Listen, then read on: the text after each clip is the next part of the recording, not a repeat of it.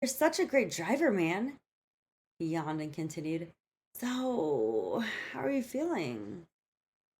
It seemed he was appealing to Manny's machismo in order to encourage him to continue driving. Do you feel okay? Like you can keep going? Or do you need me to drive now? Oh, no, I got it, Manny said in a proud voice with a broad smile. Jason was successful. After we drove 10 hours, I asked Manny, with the voice of my mom's worries about our safety in mind, do you want to stop and rest? I can get us a hotel room with the moving money I got from work. Since I earned a promotion to a higher position in Vegas, I received a lot more moving money than Jason did. I paid for the truck, the gas, food on the drive down, and all the move-in fees for our apartment. Jason said smugly, no, we're fine. We don't need you to spend your money. I hesitantly glanced at Jason and then sort of halfway gave him a side eye. I wanted to acknowledge Jason, but I didn't like how he was manipulating Manny and disregarding my offer to help. There was no reason we couldn't stay in a hotel for the night. We left on December 29th, so if we got there in 2 days, we would have arrived in the middle of the day on New Year's Eve. We all wanted to celebrate New Year's Eve on the Las Vegas Strip.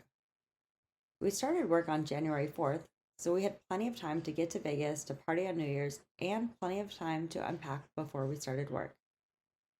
I quickly looked at Manny and asked, are you sure you're okay to keep driving? Manny puffed up his chest and said, oh no, I'm good. I just need to stop and get some energy drinks. Okay, I responded calmly. Well, let us know if you change your mind. Manny drove all the way to Vegas in one night. It took 24 hours, including truck stops for gas and snacks, smoke breaks, and meals at fast food places. Manny and Jason referred to them as restaurants and savored those flavors, and I was disgusted. I was vegetarian at the time. I had never been a fan of eating processed foods made of chemicals, especially in places where business owners don't typically pay employees livable wages. Since Manny was driving, he chose our meals. Jason was happy with his decisions, and I was outvoted. I focused my energy on feeling appreciative for Manny's eagerness to drive. We arrived safely in Vegas. We were early, so our apartment wasn't ready yet. We stayed in a hotel a few miles from our apartment. When we received the keys to our apartment, we unloaded the truck and carried everything inside. I unpacked the apartment, and the boys returned the moving truck. When they came back and saw all the work I was doing, Jason whined, we don't need to do this right now. Let's just relax. He smiled widely and opened his arms for a hug. You know you just want to relax with me. I smiled and hugged him back. I was slightly tempted, but I responded, I don't actually. We've been sitting in a truck for 24 hours and I want to be productive. And we only have a few days before work starts, and I'd like to have the apartment ready for the work week. Can you guys please help me? Well, Manny doesn't need to, but can you? I felt the same despondence about unpacking as I felt about packing, yet I was still determined to get Jason's help. I also believed Jason would be different in Vegas without his parents' influence. Okay, in a little bit. Let's get coffee first, he offered as a compromise. We all had a nice time getting coffee and then drove back to the apartment. We drove around a roundabout. A mile down the road, we drove through a second roundabout. When we went through the second one, we felt and heard something fall behind the car. Jason pulled over. We all got out of the car to see what happened. The hubcap came loose, and the wheel literally fell off the car and spun down the street for a whole block. Manny and I laughed. Jason's face turned red with anger. Manny patted Jason on the back and said, well, you said you would drive this car until the wheels fall off. Are you ready for a new car now, buddy? Jason nearly shouted back, God, no, I didn't think this would actually happen. I'll call the auto repair service and find a repair shop. He got out of the car, huffily jumped around, and kicked one of the remaining tires. We were only half a mile from our apartment, and I didn't want to be around Jason when he was angry. I looked around and realized how close we were. I said, "Okay, well, I will walk back home and take care of the apartment while you guys take care of the car." Jason shouted, "Fine. Thank you for unpacking, but don't touch my electronics. I'll take care of them." I rolled my eyes, nodded, and said, "I know, honey. They're yours, and only you know how to put them together." I did my best to give a half smile and started down the street. When I got home, I unpacked the kitchen. In our apartment back home, Jason never wanted to cook or really even let me cook meals for us. He didn't seem to notice the kitchen was even there, besides for a place to hold his beer and energy drinks. Somehow, this translated to me seeing the kitchen as my territory, and fixing the car was the men's territory. A few days later, Jason was able to laugh about the irony of the situation. He drove his car until the wheels fell off, put them back on, and ignored the signs.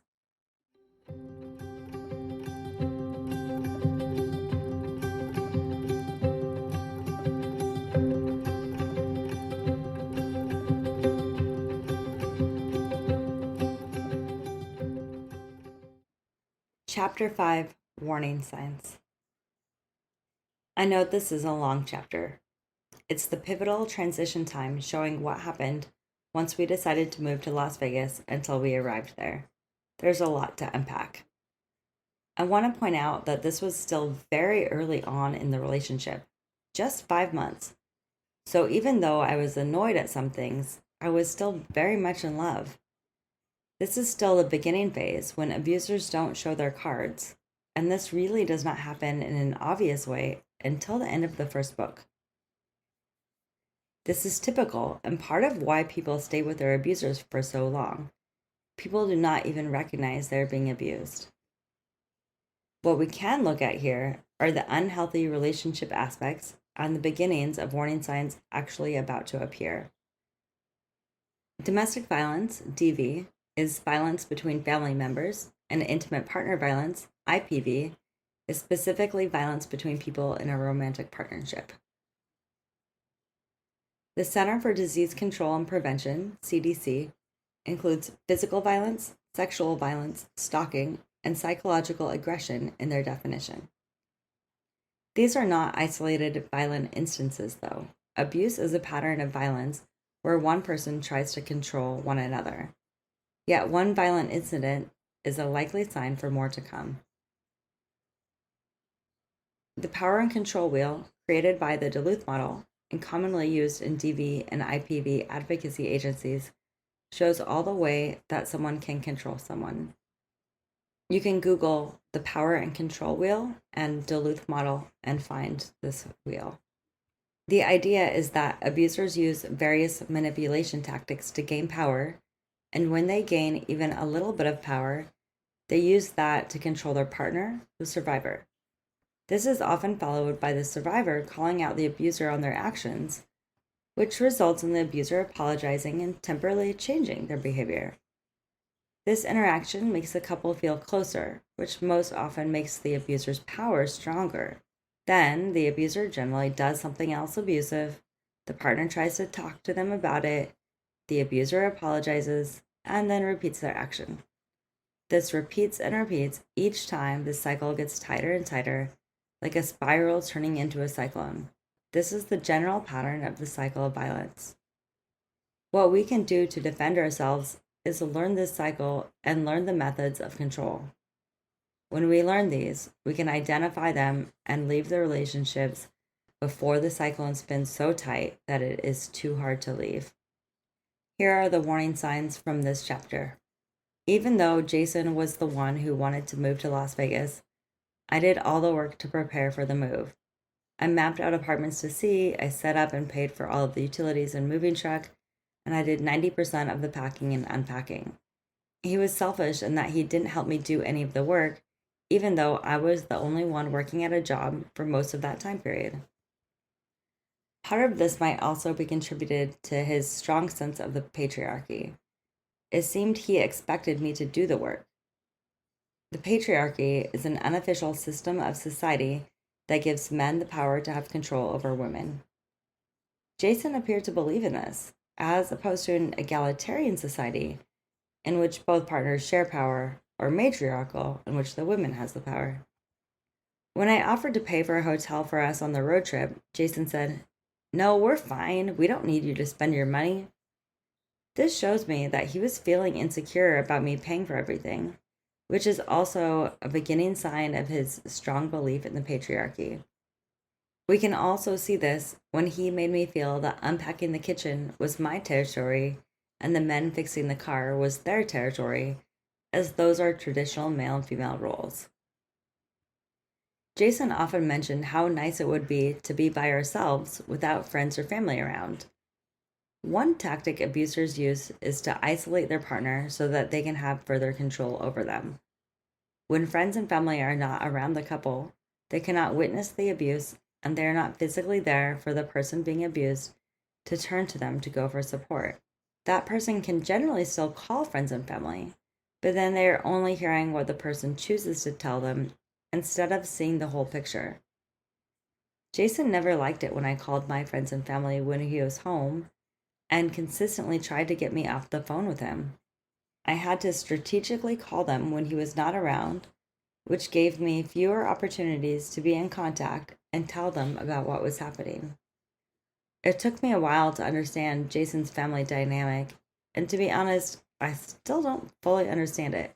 But I know something about it seemed unhealthy. For instance, when Cassie told me, "You take care of my boy," I thought it felt weird. He was a 24-year-old adult, and I believed he could take care of himself. I also thought it was weird that Adam was in such a happy mood the morning we left. I think in a healthy family, parents would feel sad that their child was moving over 1,000 miles away. It is also not healthy that Jason's parents turned to him when they were having problems in their marriage.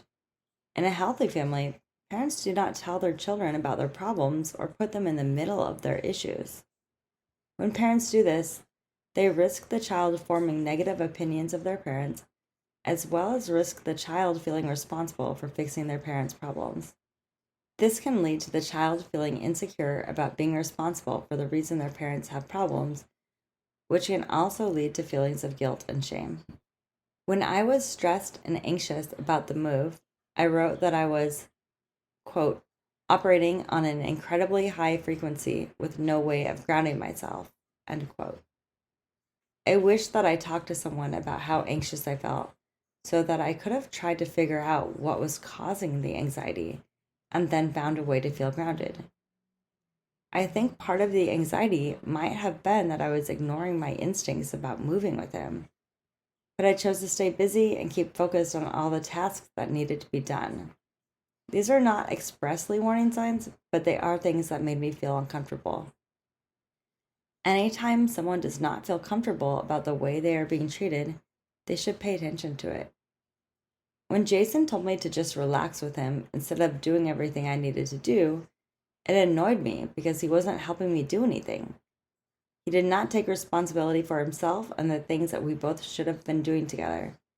Instead, he minimized the amount of things we had to do and minimized my feelings about being anxious. Minimizing is another abusive tactic and a warning sign. Abusers minimize their partner's feelings to make them feel that they are not as important as their own. I clearly saw Jason manipulate Manny to make him do all the driving.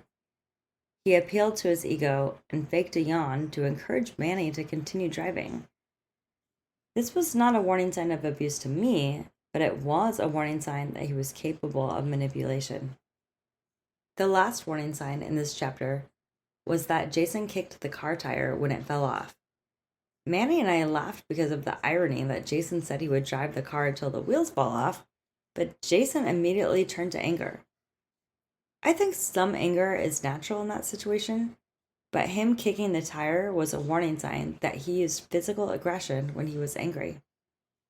Around this time period, when we were still in Washington, Jason had been using an old laptop to play video games. One day, his laptop overheated, and Jason stood up and yelled. Then he threw the laptop on the ground and stomped on it. It worried me when I saw that, but I figured it was just violence toward an inanimate object. I never thought he would use violence on a human.